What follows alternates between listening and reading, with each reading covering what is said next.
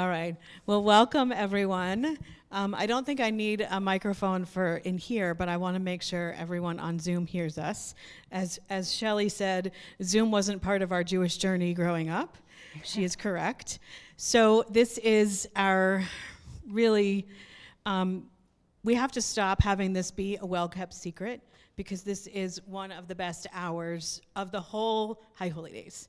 Listening to the stories and the journeys of our members who take the time to write and share, and it helps us to get to know each other. It helps us to reflect on our own story, which is really, in essence, what Yom Kippur is about.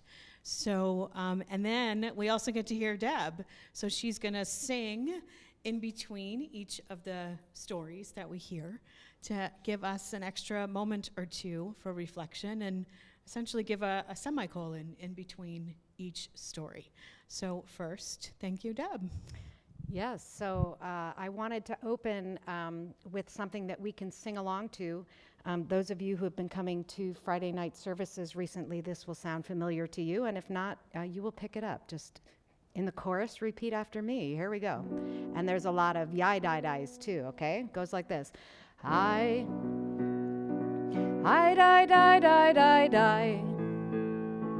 I die die die die die. I die die die. I die die die die. Try that. I die die die die die. I die die die die die. I die die die. I die die die die. Repeat. Hayom, hayom, te'amtzenu hayom. There you go. Tevarchenu hayom, tegadlenu. Amen. Hayom, te'amtzenu hayom, tevarchenu hayom, tegadlenu. Amen. Hayom tidrashenu, letova. Hayom tichtevenu, l'chaim tovim. Hayom tishma, shavatenu. Amen. Hayom, hayom, te'amtzenu hayom, tevarchenu hayom, hayom. Tegadlenu, Amen. Hayom tekabel berachamim uvratzon et tefilatenu. Hayom titmechenu bimin tzidkecha. Amen. One last time. Hayom, hayom, de'amtzenu hayom, hayom. Tevarchenu hayom, hayom, tegadlenu. Amen. Amen. Amen.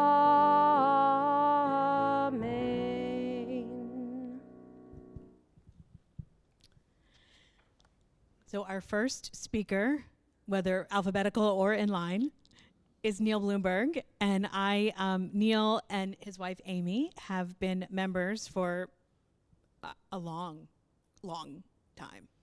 30 years. Almost 30 years. 32 years. Raised their incredible daughters here and have invested a lot of energy and love into this congregation. And so I'm going to let Neil share his story. So I don't know what he's going to say, so I don't want to take any thunder. So Neil. Thank you, Rabbi.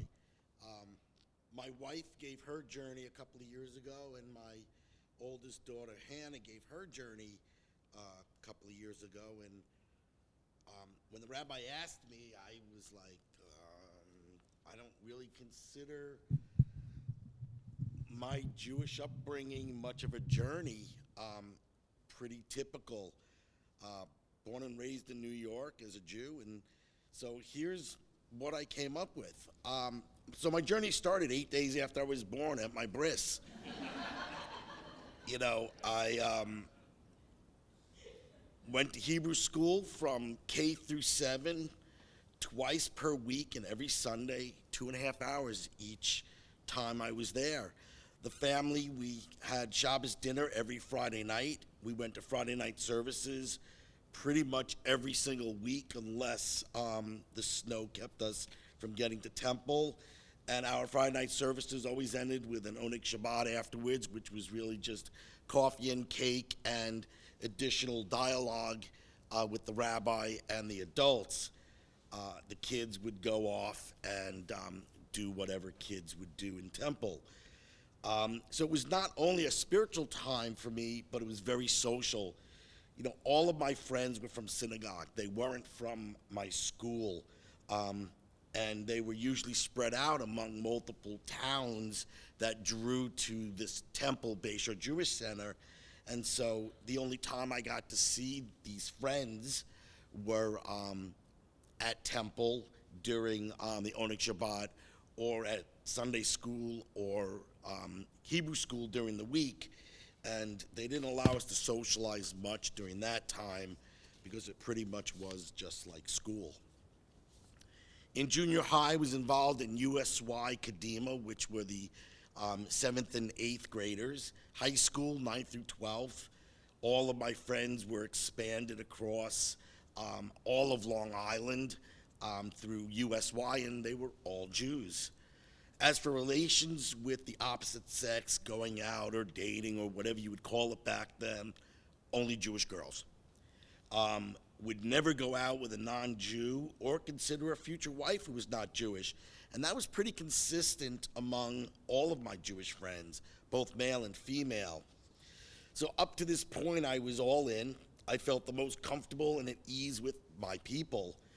But then I went off to college, Kent State. First group of people I met, A Pi, all Jews. Being so far from home and not knowing anyone, the comfort of being with other Jews helped college feel a little like home. You might be wondering, why am I sitting there with my eye closed? I'm having eye vision issues. You know, all the way in the back, you could probably read this. I barely can. So junior year, I met a beautiful, fun, intelligent freshman, Amy, not a Jew. So my typical journey has taken a twist. So early in our relationship, I was introduced to Christmas beyond a movie and Chinese food. Amy was introduced to Jewish holidays, traditions, and food. She still won't eat gefilte fish, but she does now make a killer chicken soup. Don't tell my mom, but it's better than hers. And it's her recipe. Anyways, we fell in love. You notice the Jewish moms are the ones that are laughing. So anyways, we fell in love, and there was only one thing to do, ask Amy to marry me. 31 years ago, finding a rabbi willing to conduct a mixed marriage was not easy, which is what brought us to Suburban. It was Rabbi Oppenheimer that married us. It was Lori Resnick that told a young non-Jewish woman getting ready to get married, knowing nothing about marrying a Jew other than what I told her, said to her, "Don't worry, we'll take care of you."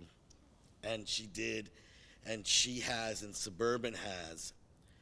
So over time, Suburban really felt like and is my spiritual home. We discussed religion and the role it would play in our children's lives early on, and I expressed my strong feelings about raising my children Jewish. I believe as a Jew it is my obligation, or still do, but at the time was my obligation to make sure Judaism continues to prosper, as I believed it was diminishing. Amy was supportive and agreed to raise our future children Jewish. We got married, and for the first time in my life, I bought a Christmas tree. It was important to Amy, so it was important to me.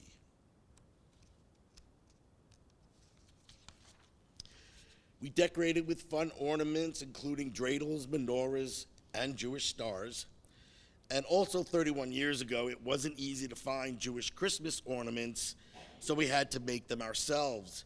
Now you can find all kinds of really cool store-bought Jewish ornaments, but our favorites still are the ones that we made that first year. We continued to celebrate our religious holidays together with our respective families. And then came Hannah and Emma. Those who don't know them, Hannah is 27, she lives in LA, and Emma is 24, and she lives in my original hometown, Long Island.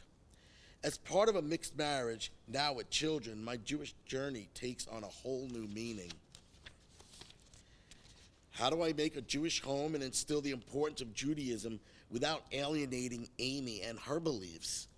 Once the girls understood Amy was not Jewish, we would tell the girls that Mommy celebrates our holidays because she loves us, and we love Mommy, so we celebrate her holidays with her. Hannah started her formal Jewish education in first grade, and Emma when she entered kindergarten here at Suburban. From the beginning, Amy participated fully in my Jewish journey as the girls continued to be involved in Jewish life, such as Nifty, being bat mitzvahed, and confirmation. Seeing my children enjoy the same kind of connection to Judaism I did made me proud and grateful for the experiences and education they got at Suburban, and feeling that to date we were doing okay with that with our children. Up until I met Amy, my journey was very easy and I believe somewhat typical. My journey after marrying Amy would never have been as it is without her strong, active involvement both in our home and at Suburban. See, Amy got very involved in Suburban. This is a side note. And she was involved with Kol Nashim, and she was involved with other things, and she was the president of Kol Nashim. So among our non-Jewish family, she became Queen of the Jews. While I was secure in my place in a Jewish world, my journey was now extended to Hannah and Emma. What would I say? How would I feel? What would I do if they choose a different religious path? Did we instill a strong enough belief in the importance and traditions of Judaism? Would they choose to continue practicing adults? At this point in my journey, I think so. Both are in strong relationships with, thank God, Jewish boys. And I even have one attending HUC to become a rabbi. My journey continues, or should I say, I am now on a parallel journey with my girls and look forward to seeing where it goes. Thanks.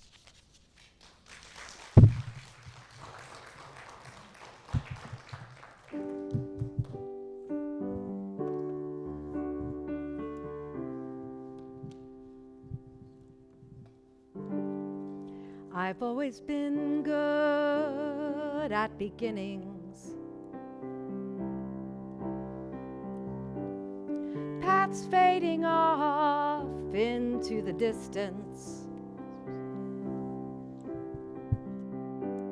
I love the sense of endless possibility, yeah.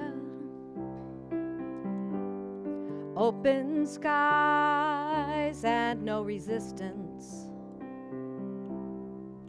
But it's the choices we make that determine our life shapes, that tell us who we're gonna be. And it's the chances we take that define our direction, that separate the you from the me. Come on, let's celebrate the you and the me. Now the days moved on just like the ones before, trapped inside an empty box, always wanting more. I don't want to settle for mediocrity, no, but it's so hard to drag this dream into reality.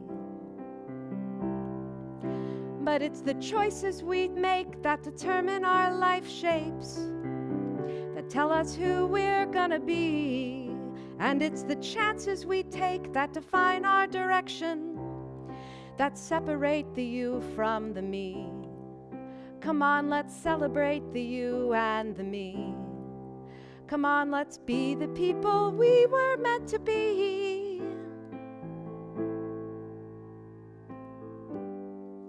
When I come to the end, complete the circle. Look back upon the moments that made the journey. Will I close my eyes and enjoy it all again? Or will I have to wonder at what might have been? But it's the choices we make that determine our life shapes, that tell us who we're gonna be. And it's the chances we take that define our direction, that separate the you and the me. Come on, let's celebrate the you and the me. Come on, let's be the people we were meant to be.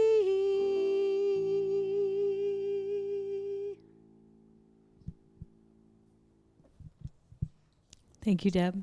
And Neil, thank you for sharing your story and for bringing us along on your journey, and also for the poignancy and the laughter. So Muriel Letterman is next, and Muriel has not been a member of this congregation for very long, and yet we can't imagine life at Suburban without her. So so grateful that you are sharing your story and that we can get to know you a little bit better. Thank you. My journey, is this on? Oh, good. My journey in Judaism starts with its absence. Growing up in New York City, I was culturally Jewish, but not religiously Jewish. In this vein, my parents sent me to Shalom Aleichem school to learn to read and write Yiddish, reflecting their involvement with Yiddish poets and the Yiddish theater. I left because I couldn't do it, and I was supposed to be smart. Until I was in my 30s, I never set foot inside a shul except for cousins' bar mitzvahs and cousins' weddings. When we moved to Blacksburg, Virginia, a tiny town 30 minutes from the hollers of West Virginia, I realized with a visceral shock that our daughters would have to be raised religiously Jewish, since there was no way they were going to be raised culturally Jewish. When you go into a store and you ask for matzah, and the clerk says, "Hey, Joe, we got any matzah crackers?" You know you're in trouble. There was a small Jewish presence on the Virginia Tech campus, Hillel Friday night services in the Student Center. Services for adults were led by the man who had the Torah, who, not surprisingly, was Orthodox. And he wouldn't let women anywhere near it.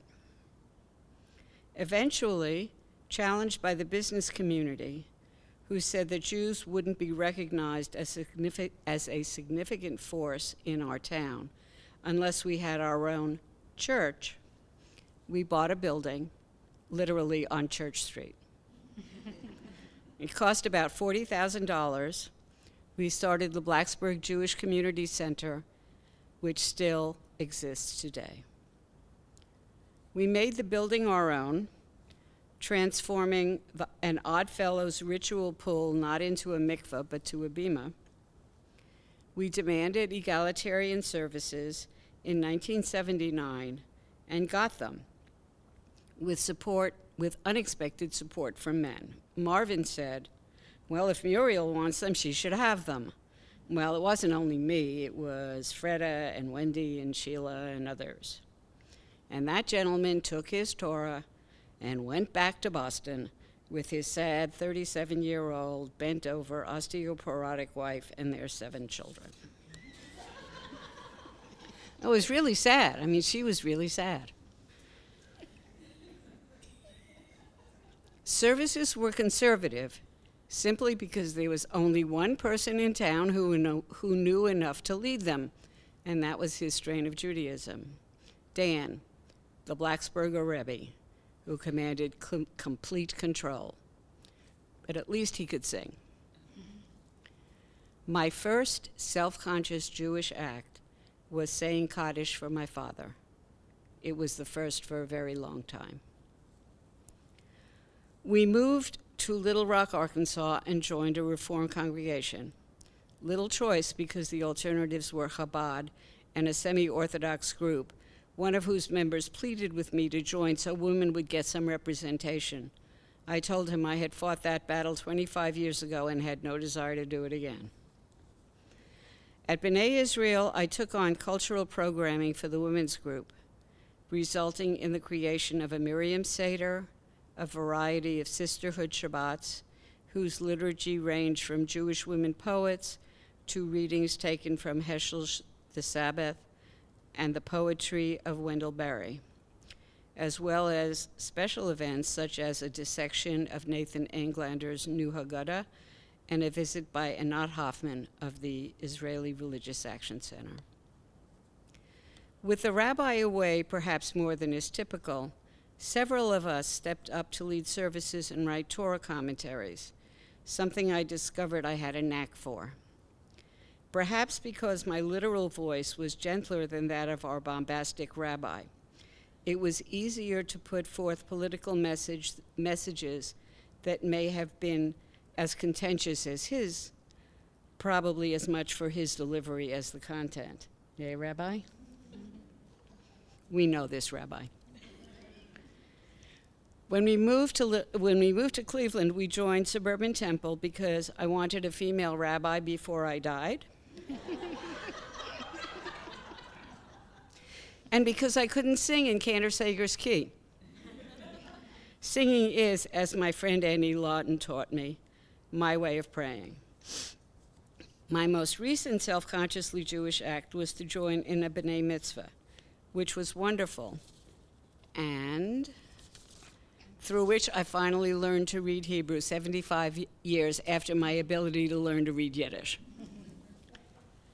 In writing this, I realized that my Judaism has been inextricably entwined with politics. Part of my childhood cultural Judaism was my parents' identification with liberal causes. My feminism, which is, of course, inherently political, started to interact with Judaism when I read Letty Cotton Pograbin's Deborah Golda and Me, leading to the conclusion that it is difficult to be a feminist and a Zionist simultaneously, a feeling reinforced by the arrogance of Israelis studying at Virginia Tech. They were there so Israel could have better fighter planes and better agriculture. And they said that American Jews could have no dissenting opinions on Israeli politics and actions. Inherent in Jewish feminist politics is the position of women, especially in Torah. Our temple's art tent has given me the opportunity to engage with this issue, as well as the role of Judaism in the world more broadly, for which I give thanks. Good Yantov.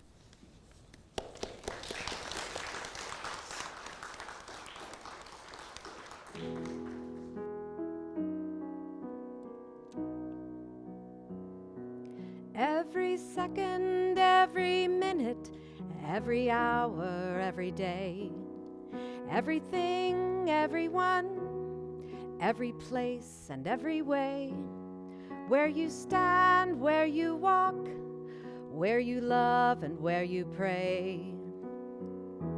All of it is holy ground. Every he, every she, every what and every who. It's in her, it's in me, it's in them and it's in you. In the bitter, in the sweet, in the calm and in the storm. All of life is holy ground. So walk as if it's holy ground. Breathe as if it's all around. Talk and make a holy sound. Take your shoes off, you're on holy ground. One story, one journey, one tapestry we weave. One people, one glory, one legacy we leave.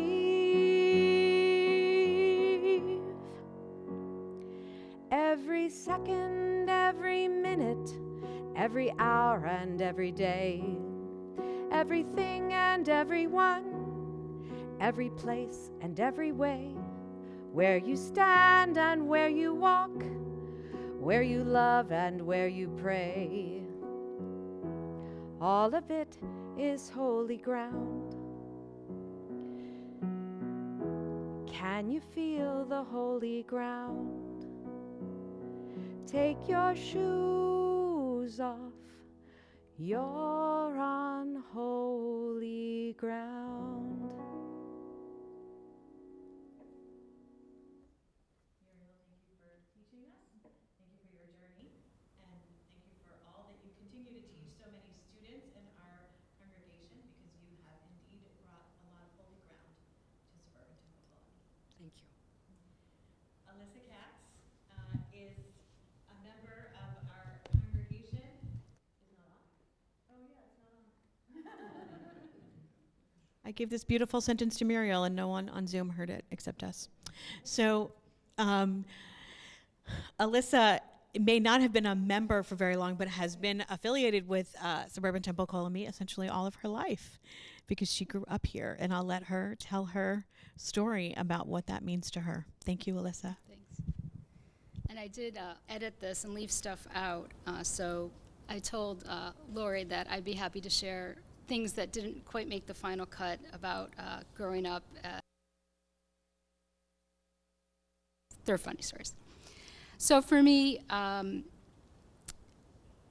being Jewish, I boiled it down to about 5 things. The 5 things that help define Judaism for me are comedy, food, family, community, and giving back.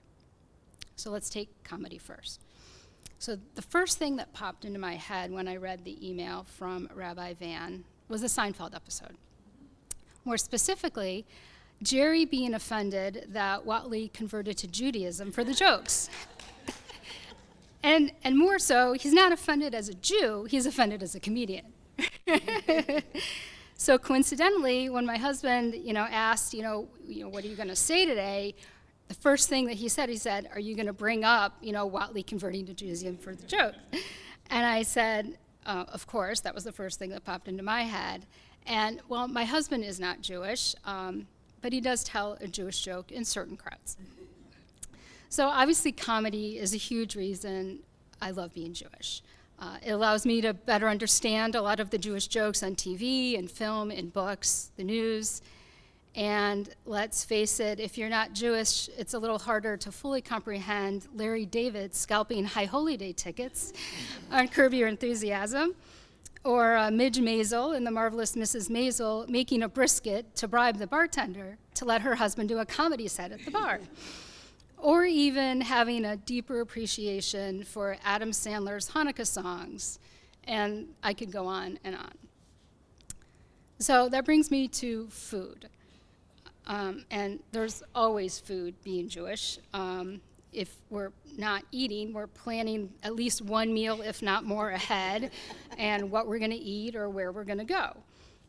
My mom's side of the family is part Italian, and my dad's side is Jewish. So there's always been plenty of food, and good food at that, at any meal or gathering, whether it's regular during the week or a holiday. Both my parents are great cooks, and celebrating the holidays translates into, what special and delicious foods do we eat? And I love that each Jewish holiday has its own special food. And I also love cooking, obviously, it's in my blood. So it's nice to have our favorite go-to recipes every year for the holidays, but it's also fun trying to find new recipes and enjoy them with our family and friends. And food on holidays leads me to family. So I love getting together with our family, especially for the holidays. On my dad's side of the family, almost everyone married a non-Jew. And when we get together and celebrate all of the major Jewish holidays, we have tweaked them to make them our own. We want them to be more inclusive, and so we've changed our Hanukkah party to a Festivus party. Festivus for the rest of us. There's always a Seinfeld reference for everything, right? Now, we don't do the feats of strength.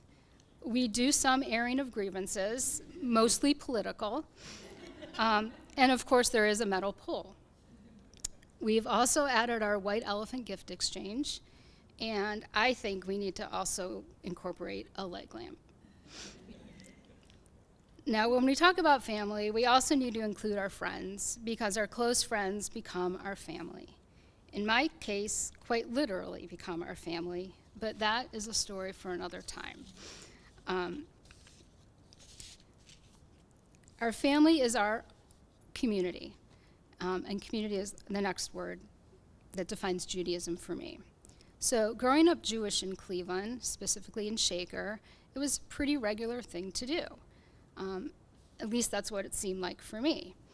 After leaving town for college and beyond, I realized how lucky I was to be part of such a large Jewish community in Cleveland, and also how being Jewish helped me, like Neil, connect with friends in these new places across the country. When I went to college, being Jewish was an easy way to meet people through Hillel or looking for a ride to High Holy Day services. When I lived in other places in the United States, whether it was upstate New York or the mountains of Colorado, during the holidays, I found other Jews to celebrate with during these times. Being Jewish created a sense of community wherever I went. Now, being back in Cleveland and raising my own family, I want my kids to have the same sense of community. And this is part of what's brought us back, me and my husband and I, back to suburban Temple.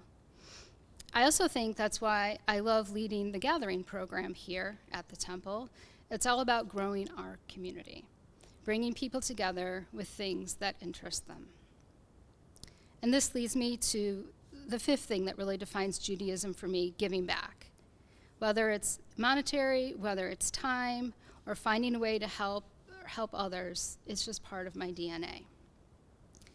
The importance of comedy, food, family, community, and giving back all came from my parents. So thank you, Mom and Dad. They're on Zoom. I see Judaism as a way to reinforce these values. My husband was not raised Jewish, but his parents raised him with these same values. So thank you. They are also on Zoom. Now, my husband is not going to convert to Judaism, even for the jokes, but these things are important to both of us to pass along to our children. Hi, Max and Lily on Zoom also. And this is why we are members here, to help reinforce this in our children. And I have to say, we must be doing something right, because the courses they signed up for this trimester at our tent are cooking, which is the second cooking class they've taken this year here, and comedy improv. So the apples don't fall far from the trees. Thank you.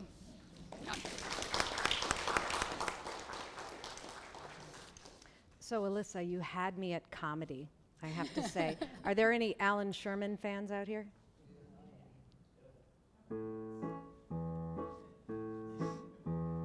Al and Yetta always sit together, watching TV every single night, munching popcorn from a dish while observing Dorothy Gish. Dorothy Gish, what a dish, what a dish, what a dish. Oh, Al and Yetta couldn't have it better. Their TV set has remote control, so they both can stay in bed with Frankenstein and Mr. Ed.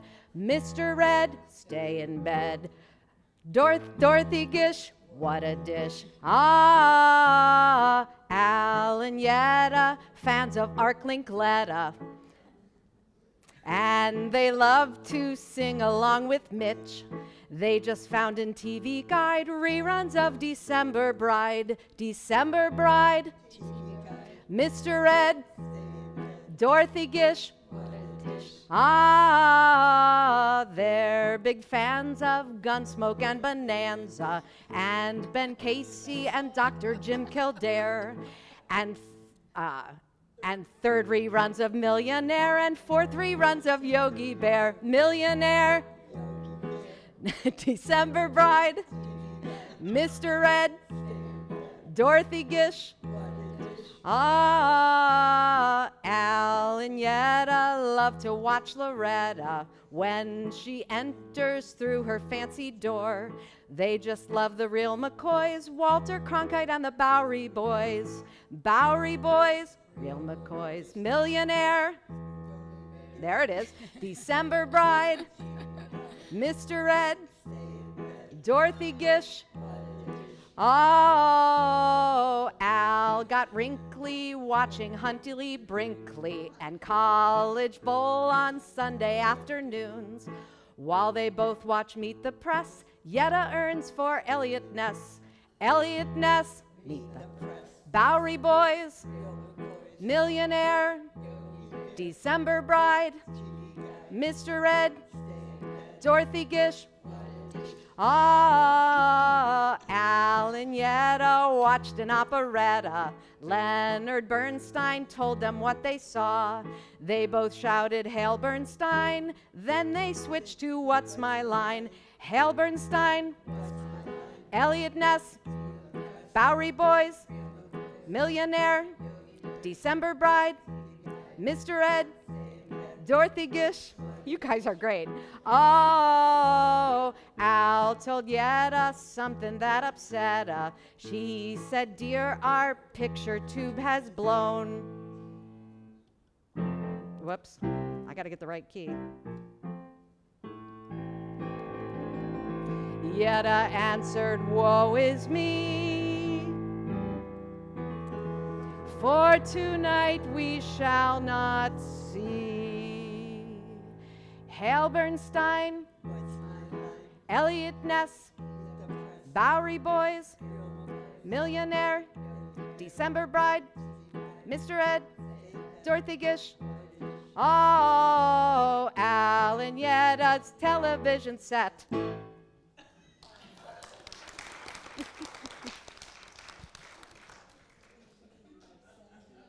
Our children were raised on Alan Sherman. So I'm trying here. Okay. So I'm going to go back to Alyssa for a moment. Alyssa, thank you.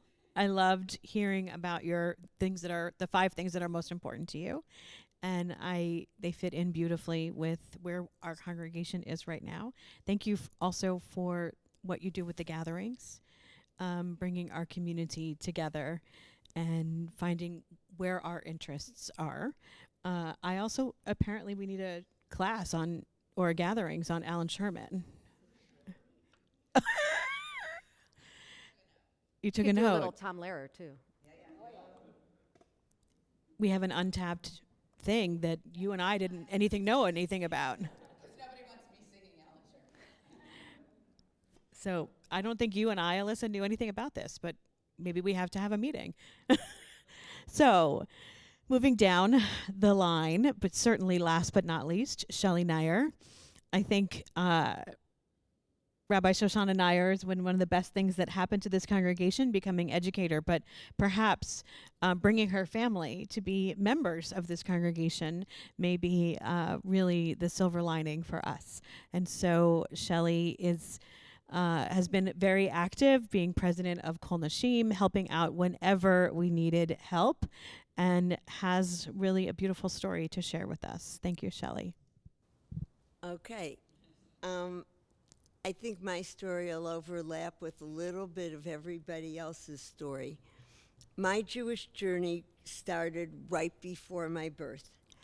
My birthday's at the end of September, so the Rosh Hashanah before I was born, my late mother was very pregnant.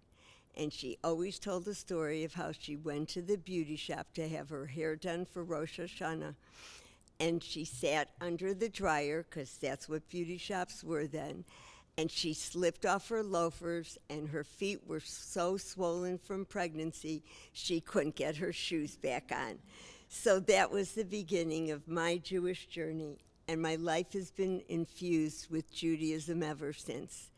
Being Jewish is as much a part of my identity as being a female, as being a daughter, mother, wife, etc. My parents' homes were more, in certain respects, culturally Jewish when they were growing up than religiously Jewish. My maternal grandparents immigrated from Bialystok, and my grandmother came here when she was like 8 and lived on the Lower East Side of New York, and her father was actually a chicken flicker. He had a kosher poultry store, and my bubby flicked the chickens, which meant she pulled the pin feathers out, and the truant officer always came to look for her around the high holidays because her father didn't let her go to school because he needed her to flick the chickens. My grandfather came here as a young man and later brought his first wife and child here. He was raised, his father was a chazan or as he said, chazan, in Bialystok, and he was raised more observant, but when he came here and realized that he had to work 6 or 7 days a week to make a living, he became less observant, and actually, when my mother and her siblings were young, the family did not belong to a temple, but my mother went to shul or Yiddish school. So my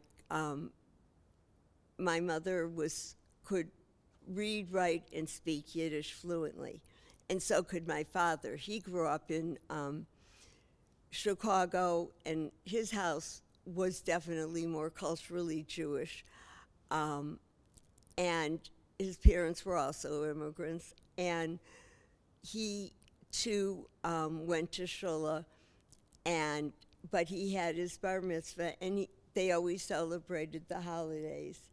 My bubby did keep a kosher home. My papa came to our house when he wanted his bacon fixed, or to the Chinese restaurant. My bubby would never eat non-kosher meat. She would go to restaurants and order fish, but my bubby really had a sweet tooth. So after 4 bites of fish, she then needed ice cream to get rid of the taste of the fish. And my grandfather was probably my first introduction to the world of Jewish geography. He had a business in what's now a very trendy area, but was then the garment district on West 6th Street. And he needed an hour for lunch. Took him a half an hour to eat, and the other half an hour he spoke to everybody from the back of the restaurant to the front door. By the time I was born, my grandparents had joined Park Synagogue. For my grandfather, the chazan was much more important than the rabbi. Unfortunately, at Park Synagogue, Rabbi Cohn of blessed memory ruled the roost. So it frustrated my grandfather to no end, because every time they got a good cantor, the cantor left because he couldn't deal with the rabbi. We always went to my grandparents for Shabbat and holiday dinners. There was Seder, there were homemade balinces on the enclosed back porch on Shavuot.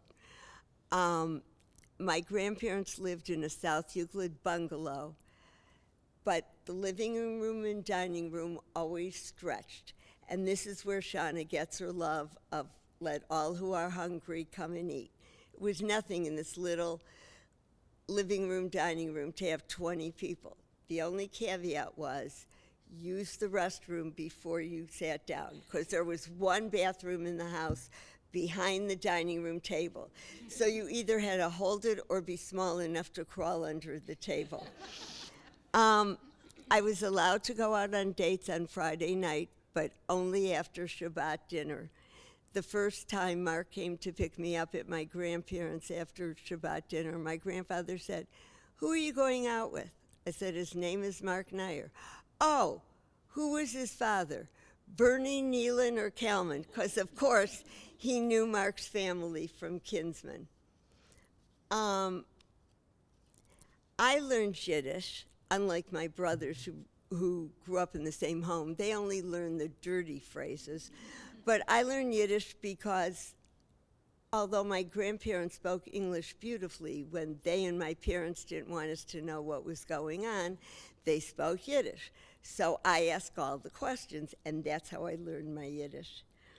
I went to a Jewish preschool for a short time while we lived on Kinsman after I was born. And then I went to a non-Jewish preschool after that, but it was run by 2 Jewish women. I started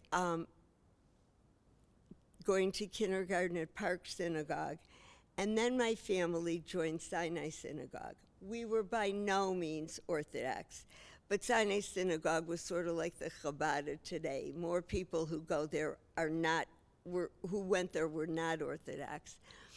And I was the weirdo. I loved Hebrew school. I did not look for a way to go out. And we actually left Hebrew school because at Sinai Synagogue, there was no education beyond 13 for a girl, and I wanted to continue. So then we joined Heights Temple, which today is known as B'nai Yeshurun, and I went all the way through high school. I would teach 2 days a week, and on Saturday morning, I would go 1 day a week. I had Hebrew, I was not bat mitzvahed because we joined right before I was 13, and Ben Cantor did the bat mitzvah training, and he was Orthodox. And he didn't really like this whole bat mitzvah idea, which was, at the time I was bat mitzvahed, not Saturday morning. It was Friday night. You didn't read from the Torah. So he told my parents I was too old to be bat mitzvahed. So I didn't have a bat mitzvah till I decided to do it at 38.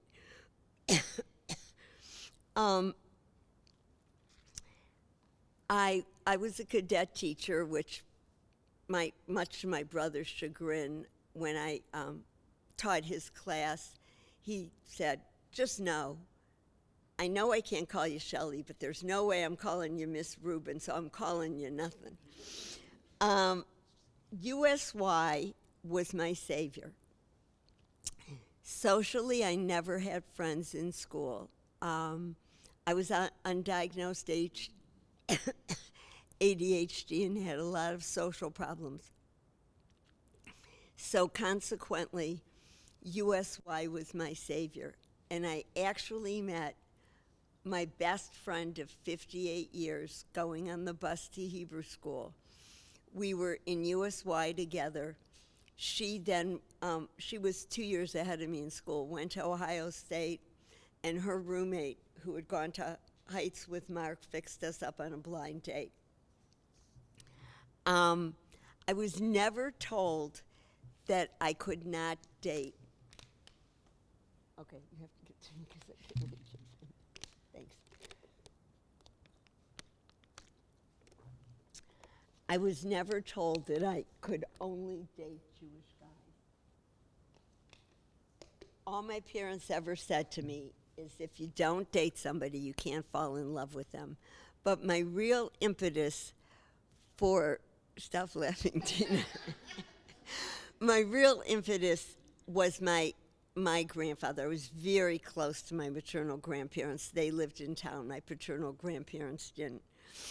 And I knew it would really hurt my grandparents and my grandfather, especially if I married a non-Jew.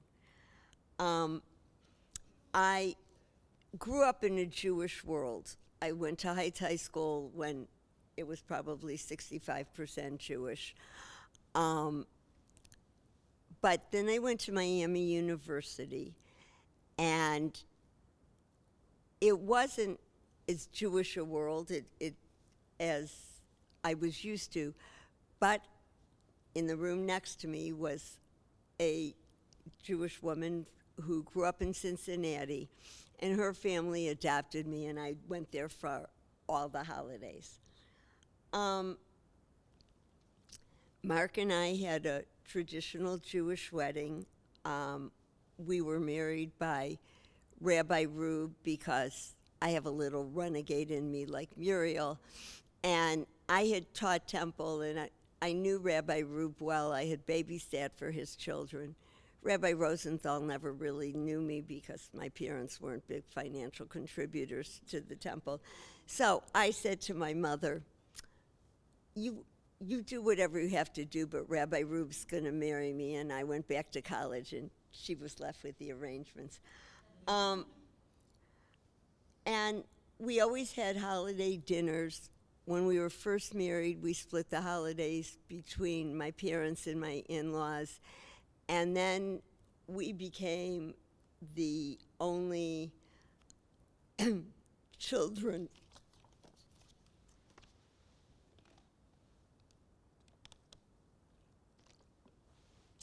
We became the only children in town on my husband's side, so it then became, we were just one big happy family. Spent the holidays together, and as we got older, I took over the holidays, and to this day, we make my mother's turkey. We lived in Dayton for 1 year early in our marriage, which I always say was 11 months too long. But we did find Jewish friends down there, although I was convinced our friend Mary Lou could not be Jewish. She was blonde hair and blue-eyed. This was before I gave birth to a blonde-haired, blue-eyed daughter. And her name was Mary Lou. How could she be Jewish until I found out her maiden name was Mary Lou Goldstein. So we had Jewish friends. I joined a Hadassah group in Dayton. Then we came back here, and we were charter members of Beth Anu. Again, we were renegades when Heights Temple did not make Rabbi Rube a senior rabbi. Some of us started our own congregation. And I was active in the sisterhood. Shana was the second baby named at Beth Anu. And our girls were given the expectation that they would have a bat mitzvah and a confirmation. They never resisted. They went to Jewish day school. They went to Agnon. But again, that was a conscious choice. In those days, the only non-Orthodox schools were Agnon, which is today Mandel and Schechter, and I felt it would send a mixed message to send our children to Schechter, where they were taught to be Shabbat observant and keep a kosher home, and we did neither. So they went to Agnon. Shana started in 2nd grade and went through 8th. Dina was there from kindergarten through 6th. They never fought us on going to Hebrew school.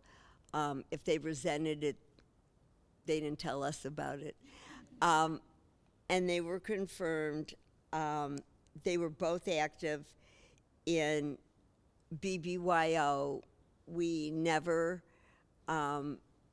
made demands that they date only Jewish boys, although interestingly, Shana was about 13, and she and her friend, we were out with another family, and she and her friend thought, we'll see how many buttons we can push.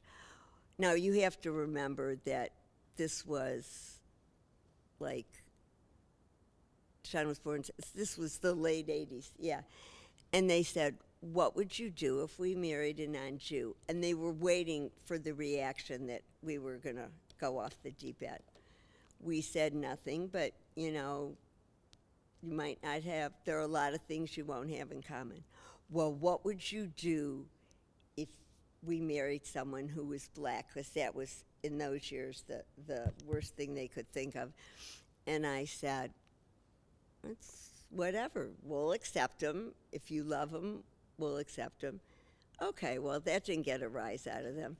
So one day we were setting the table for Seder, and Shana was reminiscing about some of the things. And I said, see, if you marry someone who's not Jewish, they might not have that same history. And shortly after, Shoshana told us she wanted to become a rabbi. So I think it had nothing to do with that discussion.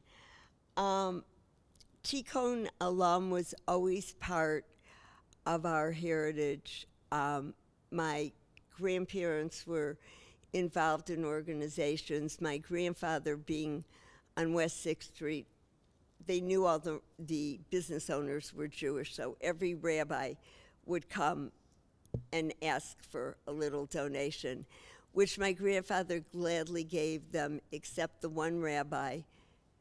After he received the donation, he said in Yiddish, "Das alles, that's it."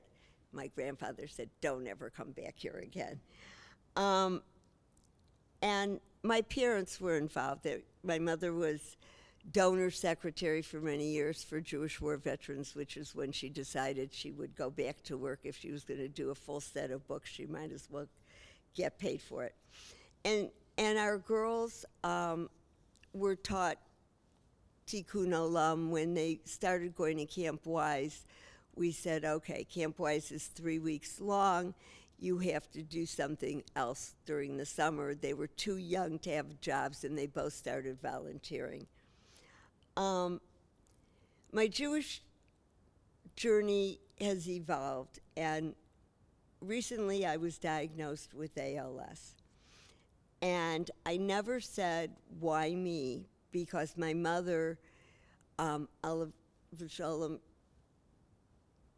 fought cancer for 10 years. And she set a wonderful example. And she said to me, I never say why me, I say why not me. And I feel very blessed to have incredibly supported husband, children, grandchildren, siblings, and wonderful family and friends along with me on this journey. It gives me pleasure to share wonderful times with my grandchildren in religious and non-religious settings. Rafi and I are both Muriel Letterman groupies, so he's her madrich and I'm her student.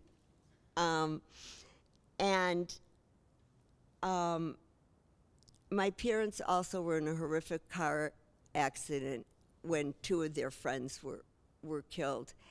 And they never lost faith then. And when I was in the first session of Shauna's R10 class this trimester, and I don't even remember what we were talking about, but one of the classmates, and I'm sure she won't care if I mention her, Rini Klein said, I have a quote on my mirror every day. It says, God doesn't give you what you can handle. He helps you handle what you've been given. And that's why I have not lost faith. I've never said, oh God, why me? But I've said, God, okay, now you have to help me get through this. Judaism in my life, there's a Lador Vador when we're getting ready to move into an apartment. And I loved it when my grandchildren chose, among other things, Jewish objects from our home that they wanted to have. And so Judaism has in my life and continues to be Lador Vador. Gamar Chatima Tova.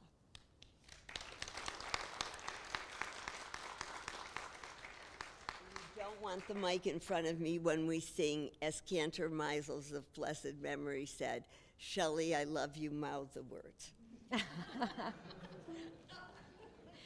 In this house, it all comes together in this house. In this house, it all comes together in this house of God.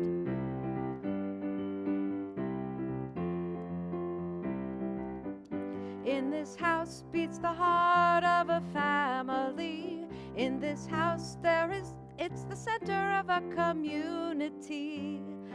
We study and we pray, find meaning in each day. In this house, in this house, in this house. In this house is the spark of God's creation.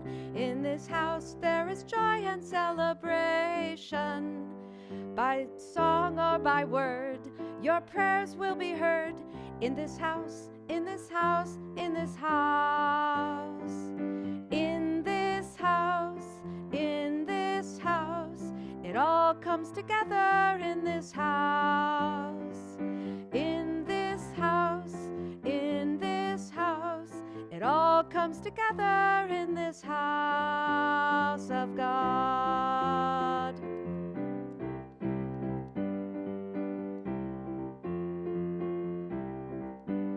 In this house we can shelter, we can clothe and feed. In this house there is always help for those in need. A stranger makes a friend, becomes inspired again. In this house, in this house, in this house. In this house, in this house. It all comes together in this house. In this house, in this house. It all comes together in this house of God.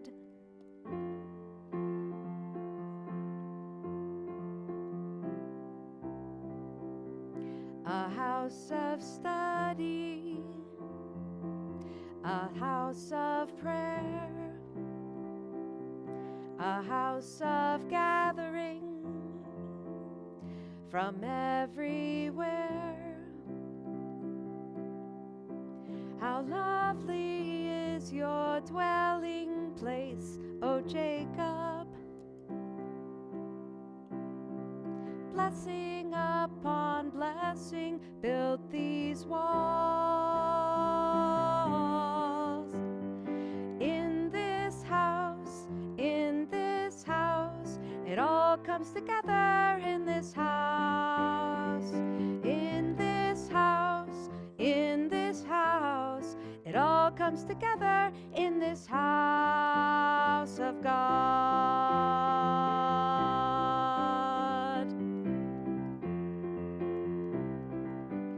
In this house.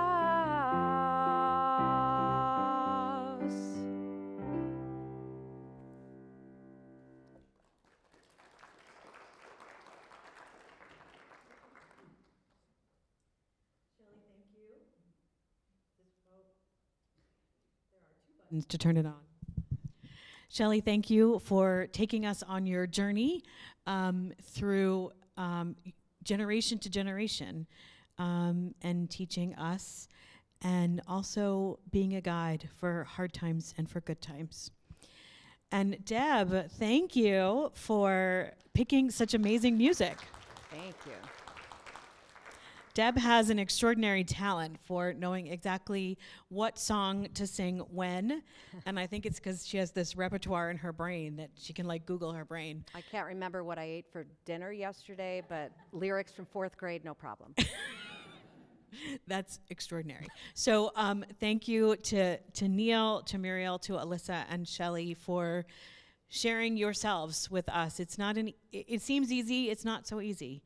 And by sharing yourselves, you've helped us to get to know ourselves a little bit better and for us to be even deeper part of this community.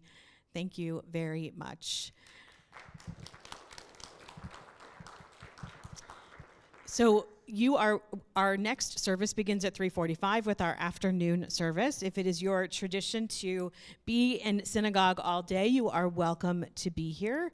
Otherwise, we will see you for 3:45 afternoon service.